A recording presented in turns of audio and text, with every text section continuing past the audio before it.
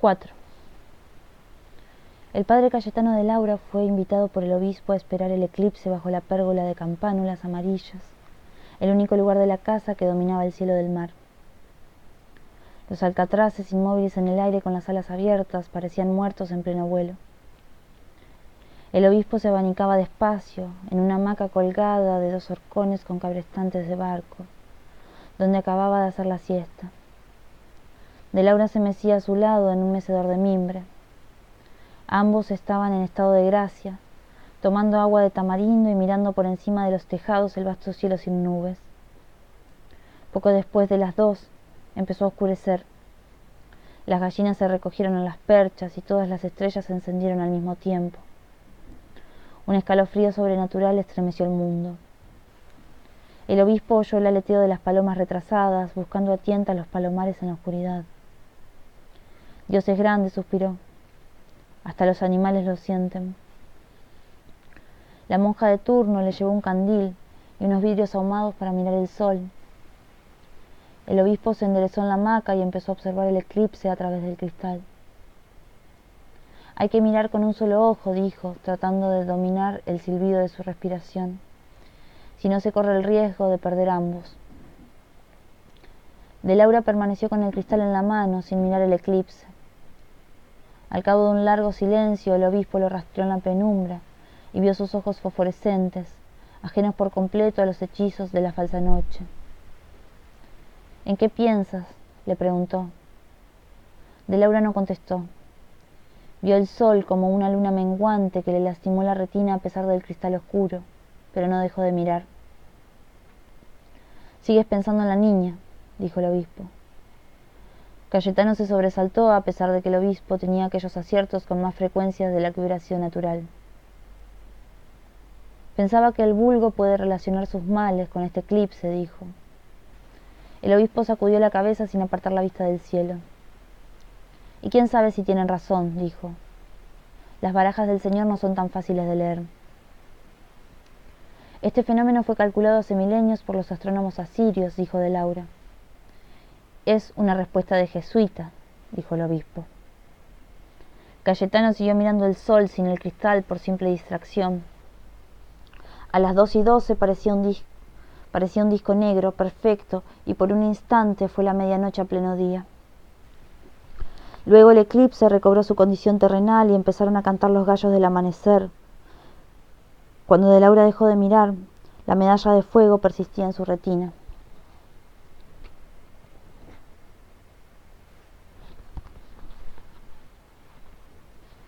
«Sigo viendo el eclipse», dijo, divertido. «A donde quiera que mire, ahí está». El obispo dio el espectáculo por terminado. «Se te quitará dentro de unas horas», dijo. Se estiró sentado en la hamaca, bostezó y dio gracias al Señor por el nuevo día. De Laura no había perdido el hilo. «Con mis respetos, padre mío, no creo que esa criatura esté poseída». Esta vez el obispo se alarmó de veras. «¿Por qué lo dices?» «Creo que solo está aterrorizada», dijo de Laura. «Tenemos pruebas a manta de Dios», dijo el obispo. «¿O es que no lees las actas?» Sí, de Laura las había estudiado a fondo y eran más útiles para conocer la mentalidad de la abadesa que el estado de Sierva María. Habían exorcizado los lugares donde la niña estuvo en la mañana de su ingreso y cuánto había tocado. A quienes estuvieron en contacto con ella los habían sometido a abstinencia y depuraciones. La novicia que le robó el anillo el primer día fue condenada a trabajos forzados en el huerto.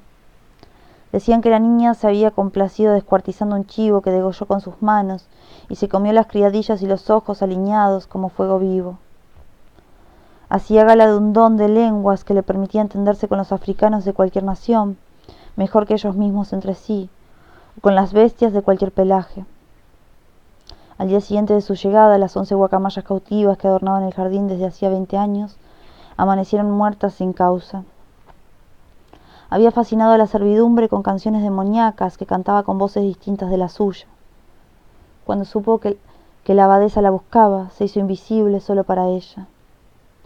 Sin embargo, dijo de Laura, creo que lo que nos parece demoníaco son las costumbres de los negros, que la niña ha aprendido por el abandono en que la tuvieron sus padres.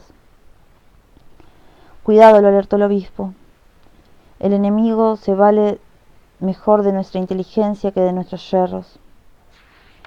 Pues el mejor regalo para él sería que exorcizáramos una criatura sana, dijo de Laura. El obispo se encrespó. ¿Debo entender que estás en rebeldía? Debe entender que mantengo mis dudas, padre mío, dijo de Laura, pero obedezco con toda humildad. Así que volvió al convento sin convencer al obispo. Llevaba en el ojo izquierdo un parche de tuerto que le había puesto su médico mientras se le borraba el sol impreso en la retina. Sintió las miradas que lo siguieron a lo largo del jardín y de los corredores sucesivos hasta el pabellón de la cárcel, pero nadie le dirigió la palabra. En todo el ámbito había como una convalescencia del eclipse. Cuando la guardiana le abrió la celda de Sierva María, de Laura sintió que el corazón se le reventaba en el pecho, apenas si podía tenerse en pie. Solo por sondear su humor de esa mañana, le preguntó a la niña si había visto el eclipse. En efecto, lo había visto desde la terraza. No entendió que él llevara un parche en el ojo si ella había mirado el sol sin protección y estaba bien. Le contó que las monjas lo habían visto de rodillas y que el convento se había paralizado hasta que empezaron a cantar los gallos. Pero a ella no le había parecido nada del otro mundo. Lo que vi es lo que se ve todas las noches, dijo. Algo había cambiado en ella que de Laura no podía precisar y cuyo síntoma más visible era un ánimo de tristeza.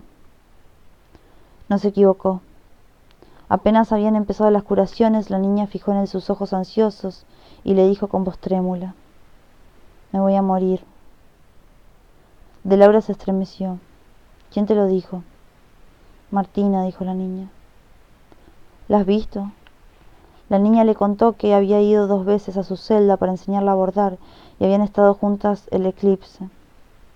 Le dijo que era buena y suave y que la abadesa le había dado permiso de hacer las clases de bordado en la terraza para ver los atardeceres en el mar. «Ajá», dijo él sin parpadear. ¿Y te dijo cuándo te vas a morir?» La niña afirmó con los labios apretados para no llorar. «Después del eclipse», dijo. Después del eclipse pueden ser los próximos 100 años, dijo de Laura. Pero tuvo que concentrarse en las curaciones para que ella no notara que tenía un nudo en la garganta. Sierva María no dijo más. Él volvió a mirarla, intrigado por su silencio, y vio que tenía los ojos húmedos. «Tengo miedo», dijo ella. Se derrumbó en la cama y se soltó en un llanto desgarrado. Él se sentó más cerca y la reconfortó con paliativos de confesor. Solo entonces supo Sierva María que Cayetano era su exorcista y no su médico. «¿Y entonces por qué me cura?», le preguntó.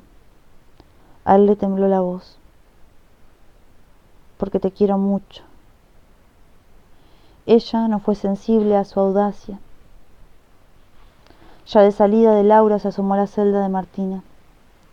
Por primera vez de cerca vio que tenía la piel picada de viruela, el cráneo pelado, la nariz demasiado grande y los dientes de rata, pero su poder de seducción era un fluido material que se sentía de inmediato. De Laura prefirió hablar desde el umbral. Esa pobre niña tiene ya demasiados motivos para estar asustada», dijo. «Le ruego que no se los aumente». Martina se desconcertó. Nunca se le habría ocurrido pronosticar a nadie el día de su muerte, y mucho menos a una niña tan encantadora e indefensa. Solo la había interrogado sobre su estado y por 3 o 4 respuestas se dio cuenta de que mentía por vicio. La seriedad con que Martina lo dijo le bastó a de Laura para comprender que Sierva María le había mentido también a él. Le pidió perdón por su ligereza y le rogó que no hiciera ningún reclamo a la niña. «Yo sabré bien lo que hago», concluyó. Martina lo envolvió en su hechizo. «Sé quién es su reverencia», dijo, «y sé que siempre ha sabido muy bien lo que hace».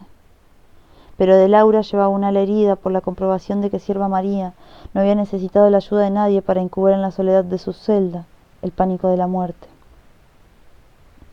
En el curso de esa semana, la madre Josefa Miranda le hizo llegar al obispo un memorial de quejas y reclamos escrito de su puño y letra.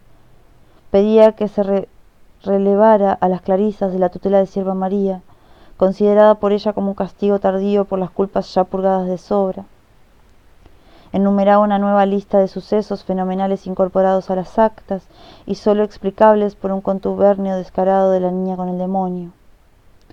El final era una denuncia airada de la prepotencia de Cayetano de Laura, de su libertad de pensamiento y sujeriza personal contra ella, y del abuso de llevar comida al convento contra las prohibiciones de la regla. El obispo le mostró el memorial a de Laura tan pronto como regresó a casa, y él lo leyó de pie, sin que se le moviera un solo músculo de la cara. Terminó enfurecido. Si alguien está poseído por todos los demonios es esa Josefa Miranda, dijo. Demonios de rencor, de intolerancia, de imbecilidad. Es detestable. El obispo se admiró de su virulencia. De Laura lo notó y trató de explicarse en un tono tranquilo. Quiero decir que le atribuye tantos poderes a las fuerzas del mal que más bien parece devota del demonio. Mi investidura no me permite estar de acuerdo contigo, dijo el obispo, pero me gustaría estarlo. Lo reprendió por cualquier exceso que hubiera podido cometer y le pidió paciencia para sobrellevar el genio aciago de la abadesa. Los evangelios están llenos de mujeres como ella, aun con los peores defectos, dijo, y sin embargo Jesús las enalteció. No pudo continuar porque un trueno retumbó en la casa y se escapó rodando por el mar, y un aguacero bíblico los apartó del resto del mundo. El obispo se tendió en el mecedor y naufragó en la nostalgia. «Qué lejos estamos», suspiró. «¿De qué?» «De nosotros mismos», dijo el obispo. «¿Te parece justo que uno necesite hasta un año para saber que es huérfano?» Y a falta de respuesta se desahogó en su añoranza. Me llena de terror la sola idea de que en España hayan dormido ya esta noche. No podemos intervenir en la rotación de la Tierra, dijo de Laura. Pero podríamos ignorarla para que no nos duela, dijo el obispo. Más que la fe, lo que a Galileo le faltaba era corazón. De Laura conocía aquellas crisis que atormentaban al obispo en sus noches de lluvias tristes, desde que la vejez se lo tomó por asalto. Lo único que podía hacer era distraerlo de sus bilis negras hasta que lo venciera el sueño. A fin de mes se anunció por bando la llegada inminente de un nuevo virrey, don Rodrigo de Buen Lozano, de paso para su sede de Santa Fe. Venía con su séquito de oidores y funcionarios y sus criados y sus médicos personales, y un cuarteto de cuerda que le había regalado la reina para sobrellevar los tedios de las Indias. La virreina tenía algún parentesco con la abadesa y había pedido que la alojaran en el convento. Sierva María fue olvidada en medio de la abrasión de la calviva, los vapores del alquitrán, el tormento de los martillazos y las blasfemias a gritos que las gentes de toda ley que invadieron la casa hasta la clausura. Un andamio se derrumbó con un estrépito colosal y un albañil murió y 7 obreros más quedaron heridos. La abadesa atribuyó el desastre a los hados maléficos de Sierva María y aprovechó la nueva ocasión para insistir en que la mandaran a otro convento mientras pasaba el jubileo. Esta vez el argumento principal fue que la vecindad de una energúmena no era recomendable para la virreina. El obispo no le contestó. Don Rodrigo de Buen Lozano no era un asturiano maduro y apuesto, campeón de pelota vasca y de tiro a la perdiz, que compensaba con sus gracias los 22 años que le llevaba la esposa. Se reía con todo el cuerpo, aún de sí mismo, y no perdió ocasión de demostrarlo. Desde que percibió las primeras brisas del Caribe, cruzadas de tambores nocturnos y fragancias de guayabas maduras, se quitó los atuendos primaverales y andaba despechugado por entre los corrillos de las señoras. Desembarcó en mangas de camisa, sin discursos ni alardes de lombardas. En honor suyo se autorizaron fandangos, bundes y cumbiambas, aunque estaban prohibidos por el obispo y corralejas de toro y peleas de gallos en descampado. La virreina era casi adolescente, activa y un poco díscola, e irrumpió en el convento como un ventarrón de novedad. No hubo rincón que no registrara, ni problema que no entendiera, ni nada bueno que no quisiera mejorar. En el recorrido del convento quería agotarlo todo con la facilidad de una primeriza. tanto que la abadesa creyó prudente ahorrarle la mala impresión de la cárcel. No vale la pena, le dijo. Solo hay 2 reclusas, y una está poseída por el demonio. Bastó decirlo para despertar su interés. De nada le valió que las celdas no hubieran sido preparadas ni las reclusas advertidas. Tan pronto como se abrió la puerta, Martina Laborde se arrojó a sus pies con una súplica de perdón. No parecía fácil después de una fuga frustrada y otra conseguida. La primera la había intentado 6 años antes, por la terraza del mar, con otras 3 monjas condenadas por distintas causas y con diversas penas. Una lo logró. Fue entonces cuando clausuraron las ventanas y fortificaron el patio bajo la terraza. Al año siguiente, las 3 restantes amarraron a la guardiana que entonces dormía dentro del pabellón y escaparon por una puerta de servicio. La familia de Martina, de acuerdo con su confesor, la devolvió al convento. Durante 4 años largos siguió siendo la única presa y no tenía derecho a visitas en el locutorio ni a la misa dominical en la capilla. De modo que el perdón parecía imposible. Sin embargo, la virreina prometió interceder ante el esposo. En la celda de Sierva María el aire estaba todavía áspero por la calviva y los resabios del alquitrán, pero había un orden nuevo. Tan pronto como la guardiana abrió la puerta, la virreina se sintió hechizada por un soplo glacial. Sierva María estaba sentada con la túnica raída, las chinelas sucias, y cosía despacio en un rincón iluminado por su propia luz. No levantó la vista hasta que la virreina la saludó. Esta percibió en su mirada la fuerza irresistible de una revelación.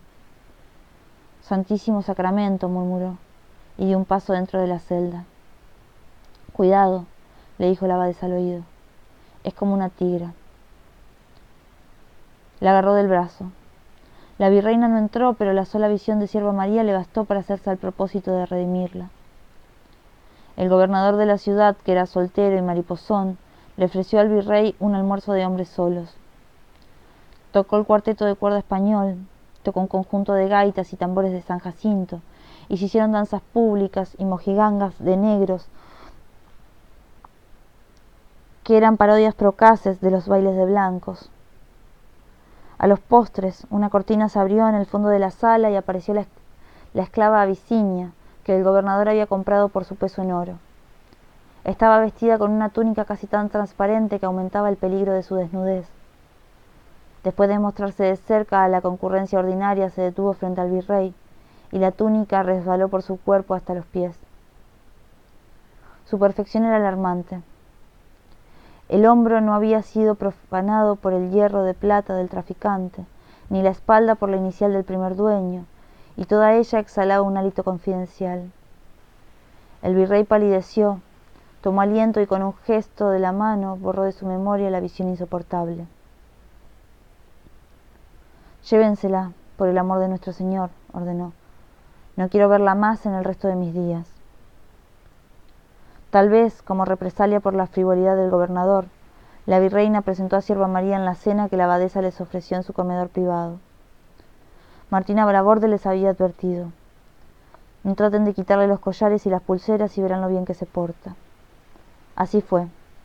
Le pusieron el traje de la abuela con el que llegó al convento, la lavaron y peinaron la cabellera suelta para que la arrastrara mejor, y la virreina misma la llevó de la mano a la mesa del esposo. Hasta la abadesa quedó asombrada de su prestancia, de su luz personal, del prodigio de la cabellera. La virreina murmuró al oído de su esposo: «Está poseída por el demonio». El virrey se resistió a creerlo. Había visto en Burgos una energúmena que defecó sin pausas toda una noche hasta rebosar el cuarto. Tratando de evitarle a Sierva María un destino semejante, la encomendó a sus médicos. Estos confirmaron que no tenía ningún síntoma de la rabia y coincidieron con Abrenuncio de que ya no era probable que la contrajera. Sin embargo, nadie se creyó autorizado para dudar de que estuviera poseída por el demonio. El obispo aprovechó la fiesta para reflexionar sobre el memorial de la abadesa y la situación final de Sierva María. Cayetano de Laura, a su vez, intentó la purificación previa al exorcismo. Se encerró a casabe y agua en la biblioteca. No lo consiguió. Pasó noches de delirio y días en vela escribiendo versos desaforados, que eran su único sedante para las ansias del cuerpo. Algunos de esos poemas se encontraron en un legajo apenas descifrable cuando la biblioteca fue desmantelada casi un siglo después. El primero y el único legible por completo era el recuerdo de sí mismo a los 12 años, sentado sobre su baúl de escolar bajo una tenue llovizna de primavera, en el patio empedrado del seminario de Ávila. Acababa de llegar después de varios días de mula desde Toledo, con el vestido de su padre arreglado a su medida, y aquel baúl que pesaba 2 veces más que él, porque su madre había puesto dentro cuanto le hiciera falta para sobrevivir con honra hasta el final del noviciado. El portero ayudó a ponerlo en el centro del patio, y allí lo abandonó su suerte bajo la llovizna. «Llévalo al 3er piso», le dijo. «Allá te indicarán cuál es tu lugar en el dormitorio». En un instante el seminario en pleno estaba asomado a los balcones del patio, pendiente de lo que él haría con el baúl, como el protagonista único de una obra de teatro que solo él ignoraba. Cuando comprendió que no contaba con nadie, sacó del baúl las cosas que podía llevar en los brazos y las subió al 3er piso por las empinadas escaleras de piedra viva. El pasante le indicó su lugar en las 2 hileras de cama del dormitorio de novicios. Cayetano puso sus cosas encima de la cama y volvió al patio y subió 4 veces más hasta terminar. Por último agarró la manija del baúl vacío y lo subió a rastras por las escaleras. Los maestros y alumnos que lo veían desde los balcones no se volvían a mirarlo cuando pasaba por cada piso. Pero el padre rector lo esperó en el rellano del 3º cuando subió con el baúl e inició los aplausos. Los demás lo imitaron con una ovación. Cayetano supo entonces que había sorteado con creces el primer rito de iniciación del seminario, que consistía en subir el baúl hasta el dormitorio sin preguntar nada y sin ayuda de nadie. La rapidez de su ingenio, su buena índole y el temple de su carácter fueron proclamados como ejemplo para el noviciado. Sin embargo, el recuerdo que más había de marcarlo fue su conversación de esa noche en la oficina del rector. Lo había citado para hablarle del único libro que encontraron en su baúl, descosido, incompleto y sin carátulas, tal como él lo rescató por azar de uno de los cajones de su padre. Lo había leído hasta donde pudo en las noches del viaje y estaba ansioso por conocer el final. El padre rector quería saber su opinión. «Lo sabré cuando termine de leerlo», dijo él. El rector, con una sonrisa de alivio, le guardó bajo llave. «No lo sabrás nunca», le dijo. «Es un libro prohibido». 24 años después, en la umbría biblioteca del obispado, cayó en la cuenta de que había leído cuantos libros pasaron por sus manos, autorizados o no, menos aquel. Lo estremeció la sensación de que una vida completa terminaba aquel día. Otra imprevisible empezaba. Había iniciado sus oraciones de la tarde al 8º día de ayuno, cuando le anunciaron que el obispo lo esperaba en la sala para recibir al virrey. Era una visita imprevista aún para el virrey, a quien se le ocurrió a destiempo en el curso de su primer paseo por la ciudad. Tuvo que contemplar los tejados desde la terraza florida mientras llamaban de urgencia a los funcionarios más cercanos y ponían un poco de orden en la sala. El obispo lo recibió con 6 clérigos de su estado mayor. A su diestra sentó a Cayetano de Laura, a quien presentó sin más título que su nombre completo. Antes de empezar la charla, el virrey revisó con una mirada de conmiseración las paredes descascaradas, las cortinas rotas, los muebles artesanales de los más baratos, los clérigos empapados de sudor dentro de sus hábitos indigentes. El obispo, tocado en el orgullo, dijo: «Somos hijos de José el carpintero». El virrey hizo un gesto de comprensión y se lanzó a un recuento de sus impresiones de la primera semana. Habló de sus planes ilusorios para incrementar el comercio con las Antillas inglesas una vez restañadas las heridas de la guerra, de los méritos de la intervención oficial en la educación, de estímulos a las artes y las letras para poner estos suburbios coloniales a tono con el mundo. «Los tiempos son de renovación», dijo. El obispo comprobó una vez más la facilidad del poder terrenal. Tendió hacia de Laura su índice tembloroso, sin mirarlo, y dijo al virrey: «Aquí el que se mantiene al corriente de esas novedades es el padre Cayetano». El virrey siguió la dirección del índice y se encontró con el semblante lejano y los ojos atónitos que lo miraban sin pestañear. Le preguntó a de Laura con un interés real: «¿Has leído a Leibniz?». «Así es, excelencia», dijo de Laura y precisó: por la índole de mi cargo. Al final de la visita se hizo evidente que el interés mayor del virrey era la situación de Sierva María. Por ella misma, explicó, y por la paz de la abadesa cuya tribulación lo había conmovido. Todavía carecemos de pruebas terminantes, pero las actas del convento nos dicen que esa pobre criatura está poseída por el demonio, dijo el obispo. La abadesa lo sabe mejor que todos nosotros. Ella piensa que habéis caído en una trampa de Satanás, dijo el virrey. No solo nosotros, sino la España entera, dijo el obispo. Hemos atravesado el mar océano para imponer la ley de Cristo y lo hemos logrado en las misas, en las procesiones, en las fiestas patronales, pero no en las almas. Habló de Yucatán, donde habían construido catedrales suntuosas para ocultar las pirámides paganas, sin darse cuenta de que los aborígenes acudían a misa porque debajo de los altares de plata seguían vivos sus santuarios. Habló del batiburrillo de sangre que habían hecho desde la conquista, sangre de español con sangre de indios, de aquellos y estos con negros de toda la Haya, hasta mandingas musulmanes,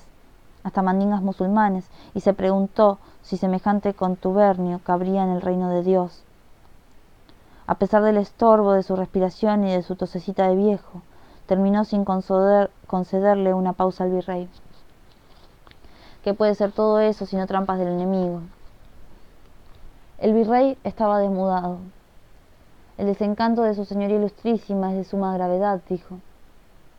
No lo ve así, su excelencia, dijo el obispo de muy buen modo.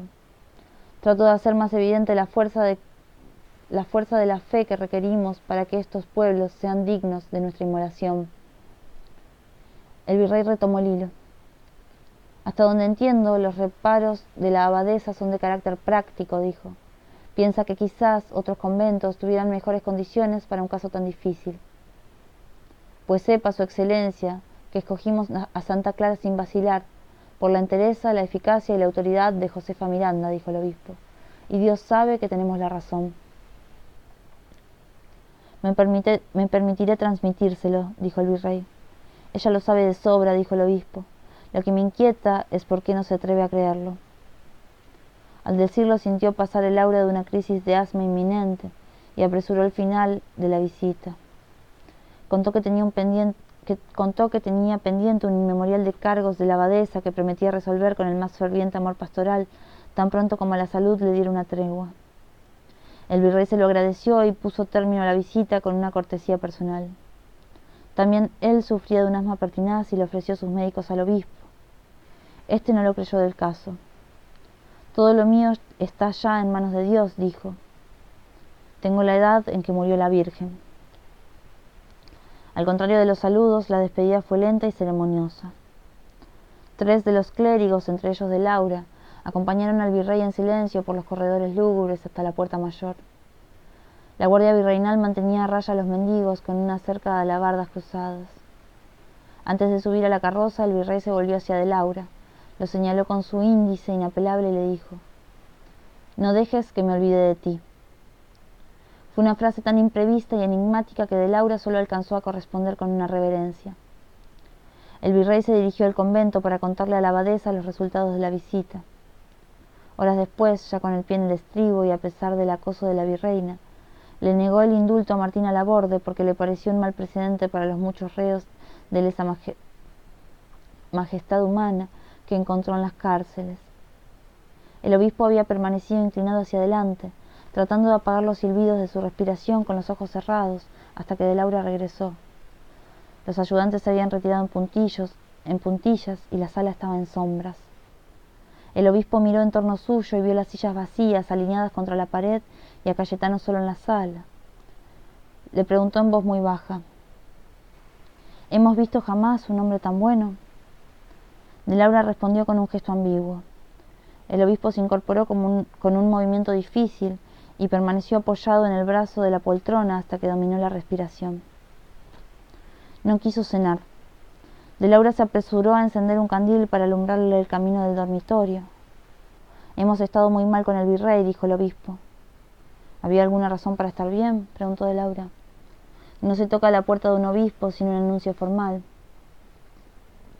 El obispo no estaba de acuerdo y se lo hizo saber con una gran vivacidad. Mi puerta es la puerta de la iglesia, y él se comportó como un cristiano de los de antes, dijo. El impertinente fui yo por culpa de mi mal pecho, y algo he de hacer por enmendarlo. Ya en la puerta del dormitorio había cambiado de tono y de tema, y despidió a de Laura con una palmadita familiar en el hombro. Ruega por mí esta noche, le dijo. Temo que sea muy larga. En efecto, se sintió morir con la crisis de asma que había presentido durante la visita. Como no lo alivió un vomitivo de tártaro ni otros paliativos extremos, tuvieron que sangrarlo de urgencia. Al amanecer había recobrado el buen ánimo. Cayetano, desvelado en la biblioteca vecina, no se enteró de nada. Empezaba los rezos de la mañana cuando le anunciaron que el obispo lo esperaba en su dormitorio. Lo encontró desayunando en la cama con un tazón de chocolate acompañado de pan y queso, respirando como un fuelle nuevo y con el espíritu exaltado. A Cayetano le bastó con verlo para darse cuenta de que sus decisiones estaban tomadas. Así era. Contra la solicitud de la abadesa, Sierva María se quedaba en Santa Clara y el padre Cayetano de Laura seguía a cargo de ella con la confianza plena del obispo. No se mantendría bajo régimen carcelario como hasta entonces y debía participar de las ventajas generales de la población del convento. El obispo agradecía las actas, pero su falta de rigor contrariaba la claridad del proceso, de modo que el exorcista debía proceder según su propio criterio. Ordenó por último a de Laura que visitara al marqués en nombre suyo, con poderes para resolver cuanto hiciera falta, mientras él tenía tiempo y salud para atenderlo en audiencia. No habrá ninguna instrucción más, le dijo el obispo para terminar. Que Dios te bendiga. Cayetano corrió al convento con el corazón desmandado, pero no encontró a Sierva María en su celda. Estaba en la sala de actos, cubierta de joyas legítimas y con la cabellera extendida a sus pies, posando con su exquisita dignidad de negra para un célebre retratista del séquito del virrey. Tan admirable como su belleza era el juicio con que obedecía el artista. Cayetano cayó en éxtasis. Sentado en la sombra y viéndola a ella sin ser visto, le sobró el tiempo para borrar cualquier duda del corazón. A la hora nona el retrato estaba terminado. El pintor lo escudriñó a distancia, le dio 2 o 3 pinceladas finales y antes de firmarlo le pidió a Sierva María que lo viera. Era idéntica, parada en una nube y en medio de una corte de demonios sumisos. Ella lo contempló sin prisa y reconoció el esplendor de sus años, y se reconoció en el esplendor de sus años. Por fin dijo: «Es como un espejo». «¿Hasta por los demonios?», preguntó el pintor. «Así son», dijo ella. Terminada la pose, Cayetano la acompañó hasta la celda. Nunca la había visto caminar y lo hacía con la gracia y la facilidad con quien bailaba. Nunca la había visto con un traje distinto del balandrán de reclusa, y el vestido de reina le daba una edad y una elegancia que le revelaron hasta qué punto era ya una mujer. Nunca habían caminado juntos y le encantó el candor con que se acompañaban. La celda era distinta gracias a los dones de persuasión de los virreyes, que en la visita de despedida habían convencido a la abadesa de las buenas razones del obispo. El colchón era nuevo, las sábanas de lino y las almohadas de plumas, y habían puesto utensilios para el aseo cotidiano y el baño del cuerpo. La luz del mar entraba por la ventana sin crucetas y resplandecían las paredes recién encaladas. Como la comida era la misma de la clausura, ya no fue necesario llevar nada de fuera, pero de Laura se las arregló siempre para pasar de contrabando alguna de las exquisiteces de los portales. Sierva María quiso compartir la merienda, y de Laura se conformó con uno de los bizcochuelos que sustentaban el prestigio de las clarisas. Mientras comían, ella hizo un comentario casual: «He conocido la nieve». Cayetano no se alarmó. En otra época se habló de un virrey que quiso traer la nieve de los Pirineos para que la conocieran los aborígenes, pues ignoraba que la teníamos casi dentro del mar, en la Sierra Nevada de Santa Marta. Tal vez, con sus artes novedosas, don Rodrigo de Buen Lozano había coronado la hazaña. «No», dijo la niña, «fue en un sueño». Lo contó. Estaba frente a una ventana donde caía una nevada intensa, mientras ella arrancaba y se comía una por una las uvas de un racimo que tenía en el regazo. De Laura sintió un aletazo de pavor. Temblando ante la inminencia de la última respuesta, se atrevió a preguntarle: ¿cómo terminó? Me da miedo contárselo, dijo Sierva María. Él no necesitó más. Cerró los ojos y rezó por ella. Cuando terminó era otro. No te preocupes, le dijo. Te prometo que pronto serás libre y feliz por la gracia del Espíritu Santo. Bernarda no se había enterado hasta entonces de que Sierva María estaba en el convento. Lo supo casi por casualidad una noche en que encontró a Dulce Olivia barriendo y ordenando la casa y la confundió con una alucinación de las suyas. En busca de alguna explicación racional se dio a registrar cuarto por cuarto y en el recorrido cayó en la cuenta de que no había visto a Sierva María desde hacía tiempo. Caridad del Cobre le dijo lo que sabía. El señor marqués nos avisó que se iba muy lejos y que no la veríamos más. Como la luz estaba encendida en el dormitorio del marido, Bernardo entró sin tocar. Estaba desvelado en la hamaca entre el humo de las bostas que ardían a fuego lento para espantar los mosquitos. Vio a la extraña mujer transfigurada por la bata de seda y también pensó que era una aparición, porque estaba pálida y mustia y parecía venir de muy lejos. Bernardo le preguntó por Sierva María. Hace días que no está con nosotros, dijo él. Ella lo entendió en el peor sentido y tuvo que sentarse en el primer sillón que encontró para tomar aliento. Quiere decir que Abrenuncio hizo lo que había que hacer, dijo. El marqués se santiguó. Dios nos libre. Le contó la verdad. Tuvo el cuidado de explicarle que no la había informado a tiempo porque quiso tratarla de acuerdo con lo que ella quería, como si hubiera muerto. Bernardo lo escuchó sin parpadear, con una atención que no le había merecido en 12 años de mala vida común. Sabía que iba a costarme la vida, dijo el marqués, pero en pago de la de ella. Bernardo suspiró. Quiere decir que ahora nuestra vergüenza es de dominio público. Vi en los párpados del marido el destello de una lágrima y un temblor le subió de las entrañas. Esta vez no era la muerte, sino la certidumbre ineludible de lo que tarde o temprano tenía que suceder. No se equivocó. El marqués se levantó de la hamaca y con sus últimas fuerzas se derrumbó frente a ella y se soltó en un llanto áspero y de viejo inservible. Bernarda capituló por el fuego de las lágrimas de hombre que se escurrieron por sus ingles a través de la seda. Confesó con todo lo que odiaba a Sierva María, que era un alivio saber que estaba viva. Siempre he entendido todo menos la muerte, dijo.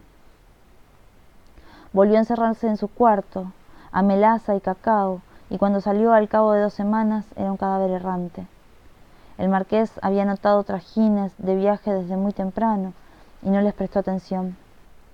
Antes de que calentara el sol, vio salir a Bernarda por el portón del patio en una mula mansa y seguida por otra con el equipaje. Muchas veces se había ido así, sin muleros ni esclavos, sin despedirse de nadie ni dar razones de nada.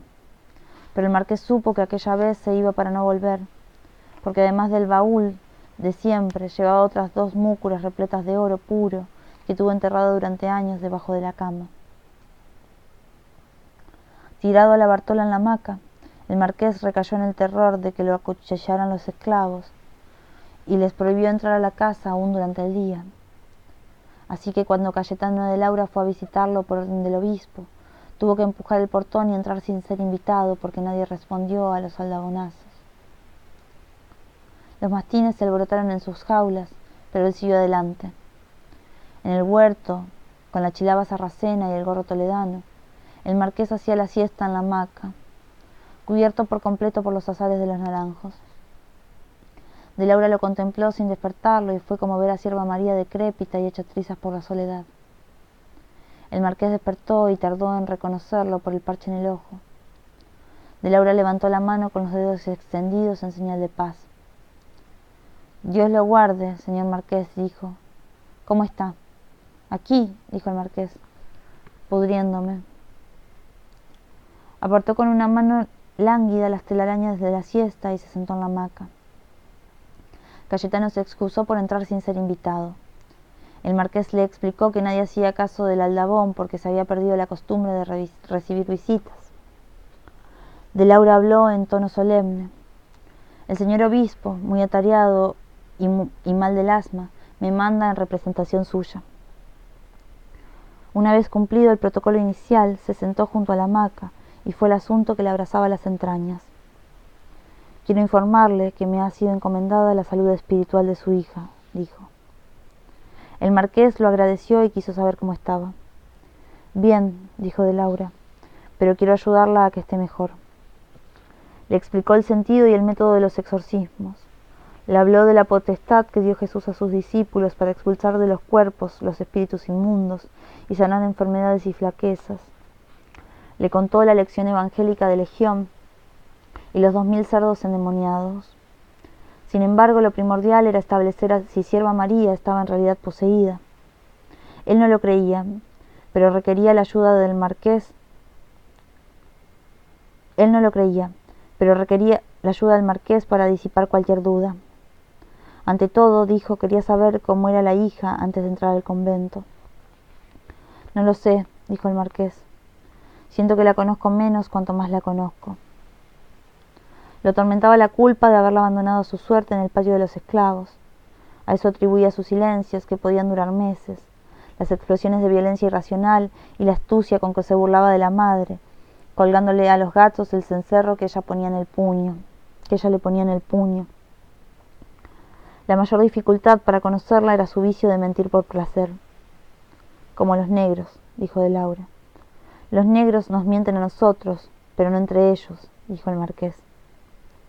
En el dormitorio de Laura separó con una sola mirada lo que fue la profusa utilería de la abuela y los objetos nuevos de Sierva María. Las muñecas vivas, las bailarinas de cuerda, las cajas de música. Sobre la cama, tal como la hizo el marqués, seguía la maletita con que la llevó al convento.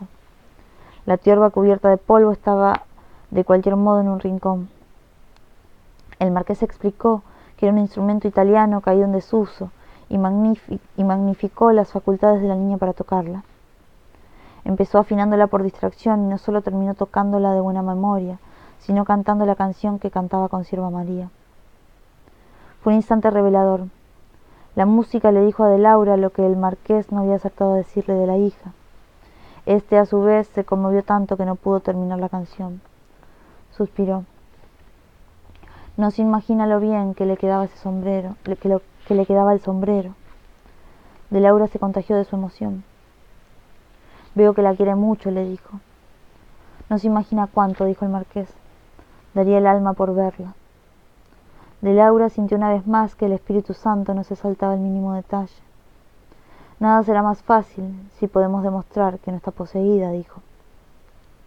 Hable con Abrenuncio, dijo el marqués. Desde el principio ha dicho que Sierva estaba sana, pero solo él puede explicarlo. De Laura vio su encrucijada.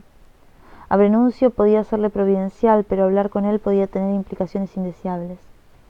El marqués pareció leerle el pensamiento. Es un gran hombre, dijo. De Laura hizo un gesto significativo con la cabeza.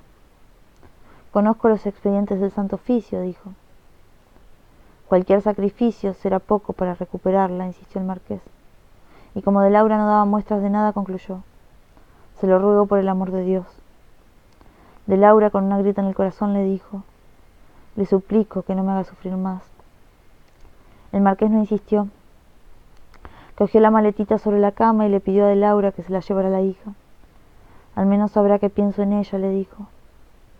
De Laura huyó sin despedirse. Protegió la maletita bajo la capa y se envolvió en ella, porque llovía mares. Tardó en darse cuenta de que su voz interior iba repitiendo versos sueltos de la canción de la tiorba. Empezó a cantarla en voz alta, azotado por la lluvia, y la repitió de memoria hasta el final.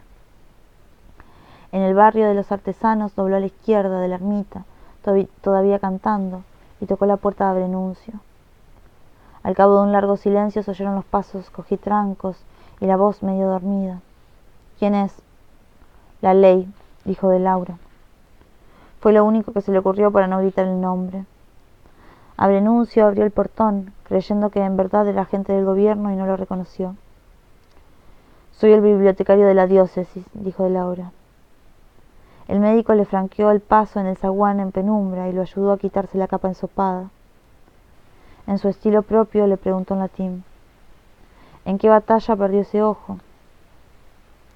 De Laura le contó en su latín clásico el percance del eclipse y se extendió en detalle sobre la persistencia del mal, aunque el médico del obispo le había asegurado que el parche era infalible. Pero a Brenuncio solo le puso atención a la pureza de su latín. Es de una perfección absoluta, dijo asombrado. ¿De dónde es?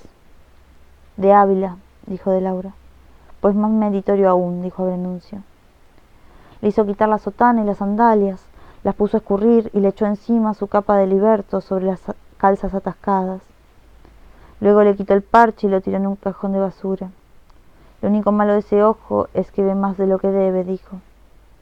De Laura estaba pendiente de la cantidad de libros apelmazados en la sala.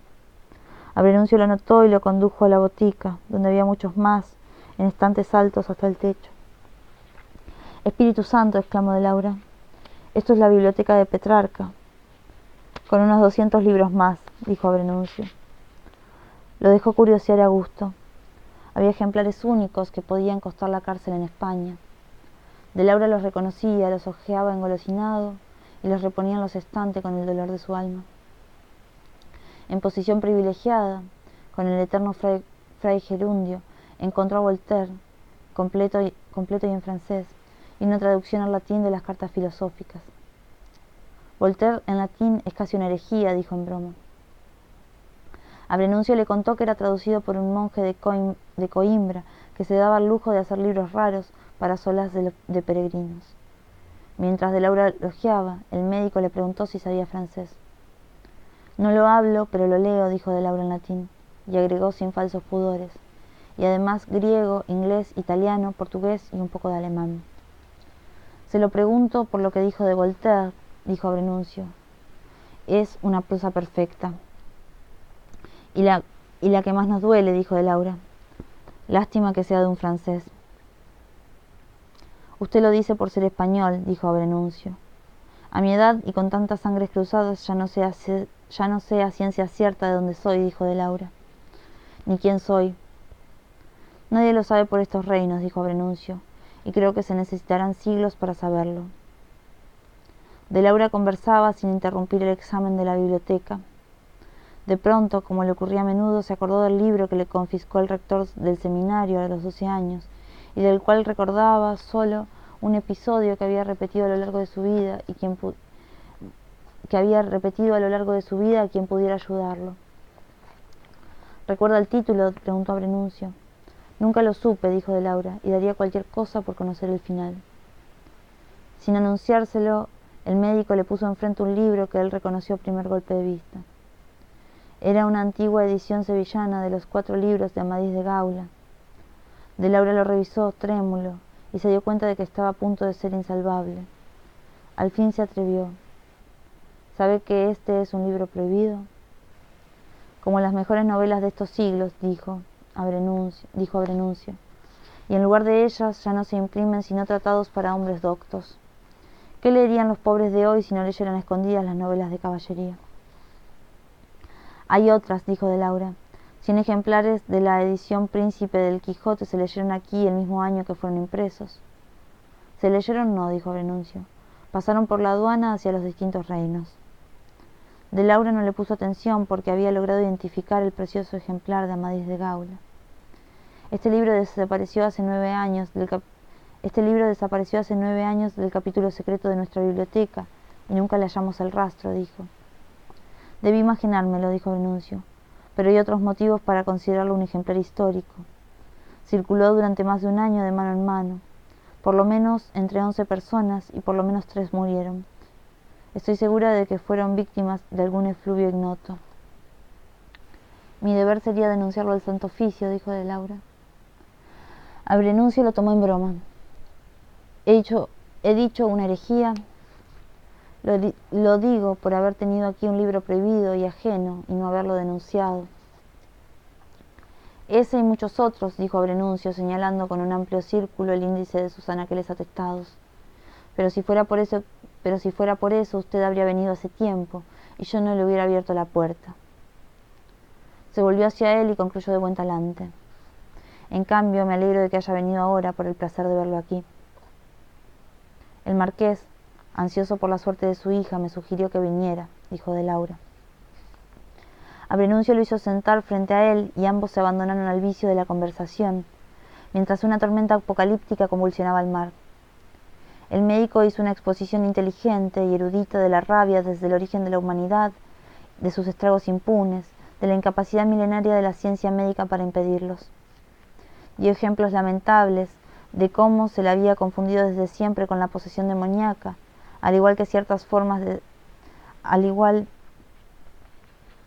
dio ejemplos lamentables de cómo se la había confundido desde siempre con la posesión demoníaca, al igual que ciertas formas de locura y otros trastornos del espíritu. En cuanto a Sierva María, al cabo de tantas semanas no parecía probable que la contrajera. El único riesgo vigente, concluyó Abrenuncio, era que muriera como tantos otros por la crueldad de los exorcismos. La última frase le pareció a de Laura una exageración propia de la medicina medieval, pero no la discutió, porque servía bien a sus indicios teológicos de que la niña no estaba poseída. Dijo que los 3 idiomas africanos de Sierva María, tan diferentes del español y el portugués, no tenían ni mucho menos la carga satánica que les atribuían en el convento. Había numerosos testimonios de que tenía una fuerza física notable, pero no había ninguno de que fuera un poder sobrenatural. Tampoco se le había probado ningún acto de levitación o adivinación del futuro, dos fenómenos que por cierto servían también como pruebas secundarias de santidad. Sin embargo, de Laura había procurado el apoyo de cofrades insignes y aún de otras comunidades, y ninguno se había atrevido a pronunciarse contra las actas del convento, ni a contrariar la credulidad popular. Pero era consciente de que ni sus criterios ni los de Abrenuncio convencerían a nadie, y mucho menos los de los dos juntos. «Seríamos usted y yo contra todos», dijo. Por eso me sorprendió que viniera», dijo Abrenuncio.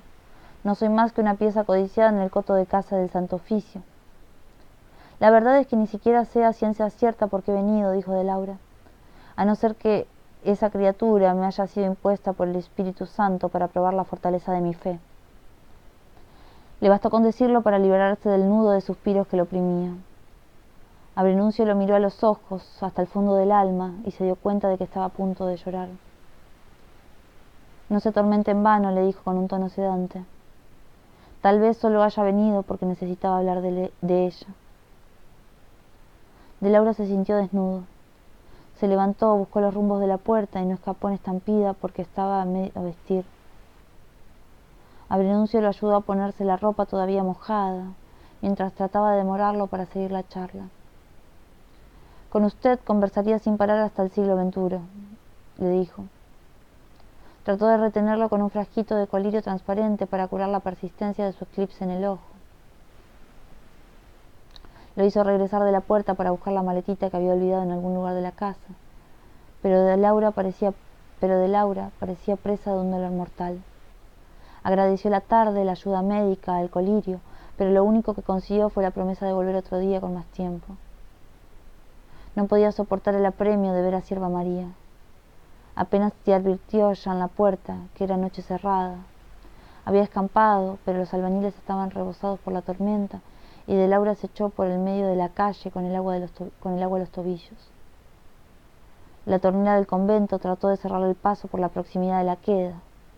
Él la hizo a un lado. Orden del señor obispo. Sierva María se despertó asustada y no lo reconoció en las tinieblas.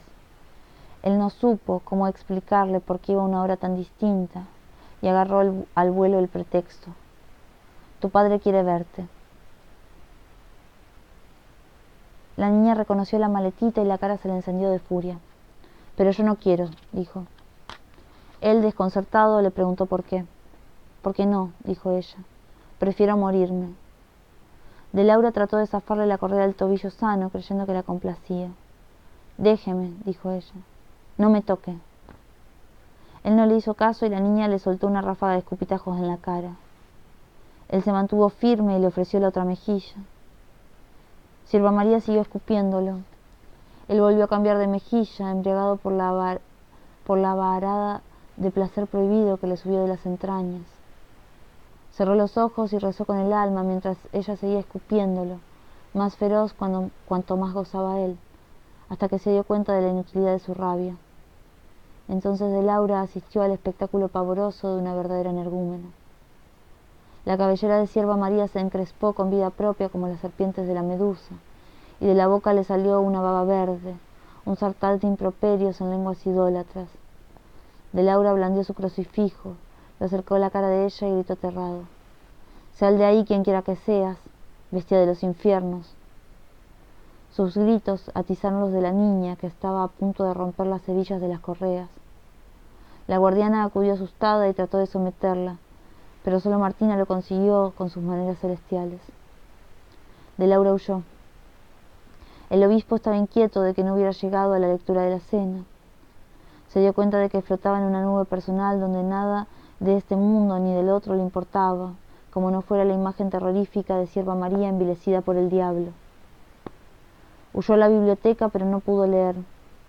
Rezó con la fe exacerbada, cantó la canción de la tiorba, lloró con lágrimas de aceite ardiente que le abrazaron las entrañas.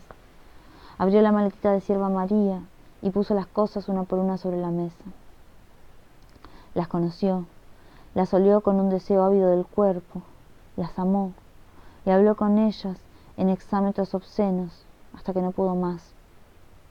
Entonces se desnudó el torso, sacó de la gaveta del mesón de trabajo la disciplina de hierro que nunca se había atrevido a tocar y empezó a flagelarse con un odio insaciable que no había de darle tregua hasta extirpar en sus entrañas hasta el último vestigio de Sierva María. El obispo, que había quedado pendiente de él, lo encontró revolcándose en un lodazal de sangre y de lágrimas. «Es el demonio, padre mío», dijo de Laura, «el más terrible de todos».